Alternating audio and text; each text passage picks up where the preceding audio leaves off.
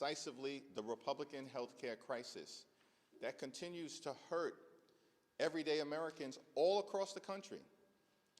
Every day that goes by, there are people throughout America receiving notices that their healthcare premiums, copays, and deductibles are about to skyrocket.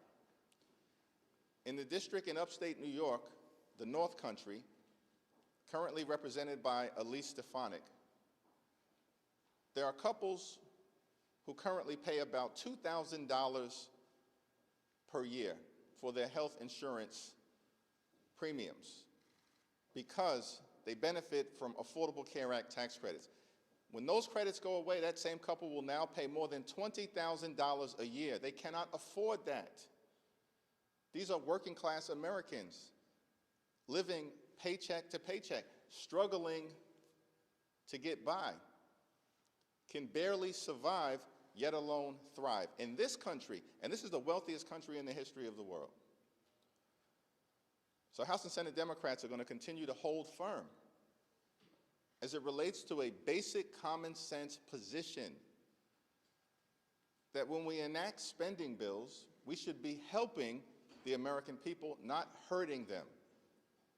And so we will not support a partisan Republican spending bill that continues to gut the health care of the American people. But we will continue to extend that offer to our Republican colleagues and to President Trump and members of his administration. Let's sit down in good faith to reopen the government, to stand by our hardworking federal employees, to enact a spending bill that actually improves the quality of life of the American people, and to address the health care crisis that Republicans have created, devastating people all across the country, including in rural America, in black and brown communities all throughout America, in urban America, in the heartland of America, and in small town America. Questions? There you go. Thank you. It's looking increasingly unlikely that the shutdown will end before the end of the month, and some members of your conference have said that they'll forego paychecks at the end of the month. During the shutdown, are you going to make the same commitment now that it's getting closer? We have a caucus meeting later on today. I think that's going to be one of the issues that we'll discuss. You are demanding that Grijalva be sworn in this afternoon. If she is not, what are you planning on doing, and are you going to be there for the proposal? All options are on the table with respect to Representative-elect Adelita Grijalva. It's shameful that she has not been sworn in because Speaker Johnson and House Republicans apparently want to continue to hide the Jeffrey Epstein files from the American people. This has gone on now for weeks. And so it's my expectation that if she is not sworn in today, during the pro forma session today, as the Arizona Attorney General has made clear, expect swift and decisive legal action. Following up on Grijalva, did you hear back from the Speaker in response to the letter that you sent him yesterday? I have not heard back from the Speaker yet, but House Republicans and Senate Republicans have gone radio silent since the Oval Office meeting that took place about 3 weeks ago because they have no defensible position. Their position is we want to continue to benefit the wealthy, the well-off, and the well-connected and promote the lifestyles of the rich and shameless. That's the Republican position. That's what they did with their one big ugly bill.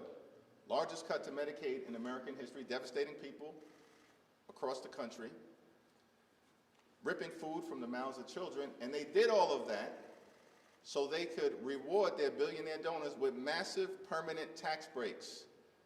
And now with the Affordable Care Act tax credits expiring, they have zero interest in spending a dime to help out working class Americans. By the way, same group of people that found $20 billion, matched by another $20 billion, that the American taxpayers will be on the hook for $40 billion in total to bail out Argentina, and they can't find a dime to protect the health care of the American people. This is extraordinary stuff.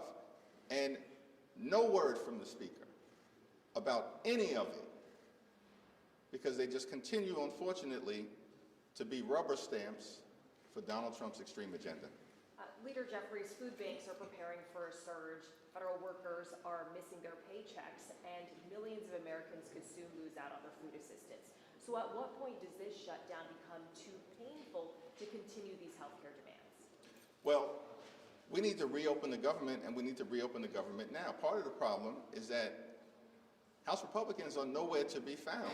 Literally have been on vacation for 3 consecutive weeks, have canceled votes for 3 consecutive weeks. They are in the Legislative Witness Protection Program. No one can find them here in the Capitol, and no one can find them in their districts. They're not holding town hall meetings. They're not visiting federal employees. They're not engaging with their constituents. They've been on vacation for 3 weeks, House Republican, in the middle of a shutdown. And so what we need is for them to come back to work so we can work this out, reopen the government, stand by our hardworking federal employees. By the way, the Trump administration, this year, before the shutdown, has forced out over 200,000 civil servants. That's before the shutdown.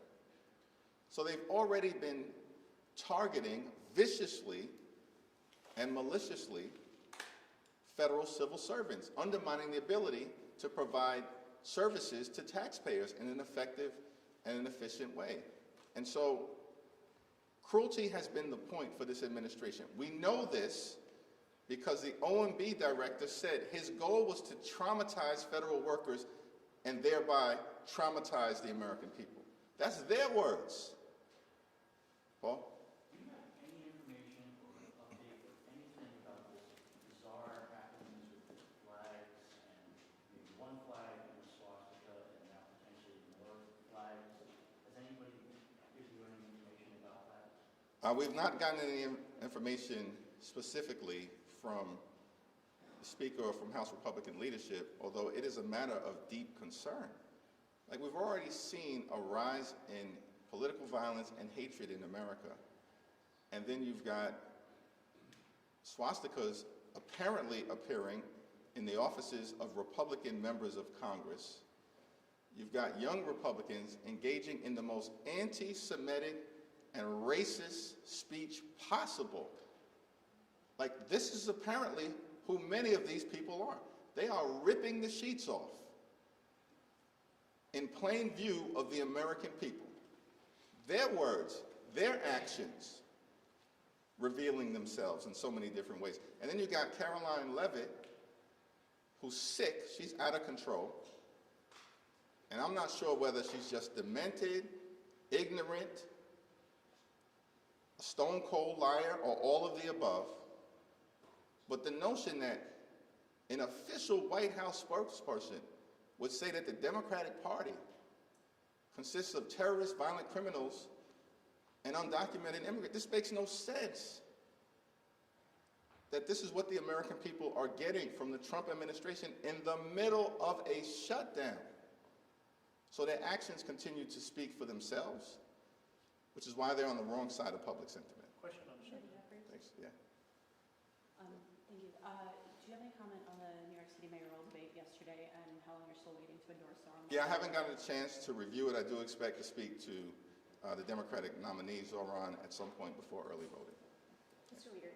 President Trump has said he's canceled the Gateway project. He's going to be prepared to slash welfare benefits in his latest comment. Is that even legal what he's proposing to do, and does that make it harder to resolve the shutdown? Yeah, we're going to continue to stand up for the American people. Cancel the cuts, lower the costs, save health care. We've made that position very clear from the beginning, and we're not moving, we're not going to bend, we're not going to break, because it's the health care of the American people that's at stake. And all of these efforts to try to intimidate Democratic members of the House and the Senate are not going to work, because we are on the side of the American people. And much of the action that the Trump administration is taking, of course, is unlawful and illegal. As a federal judge in Northern California found with respect to the dismissals of about 4,000 or so federal employees, that was found to be unlawful. And so these threats to try to back us off our position, it's not working and it's not going to happen. because there is a Republican healthcare crisis that is devastating the American people, and we're going to continue to stand up for everyday Americans. Mr. Leader, you've been really trying to show united force with Leader Schumer. You guys have appeared together quite a bit. Yesterday on the floor, Leader Schumer encouraged every American to go out and participate in these No Kings rallies over the weekend. I know you said you hadn't looked at your schedule. Do you plan to participate in a No Kings rally? Will it be in New York? And why do you think that these rallies are important this weekend? Well, I haven't finalized my schedule for the weekend, given the sensitivities around the government shutdown, and I'm still very hopeful that Republicans will decide to show up for work so we can get the government back open. But I support the right of every single American to participate in the rallies that are going to take place this week.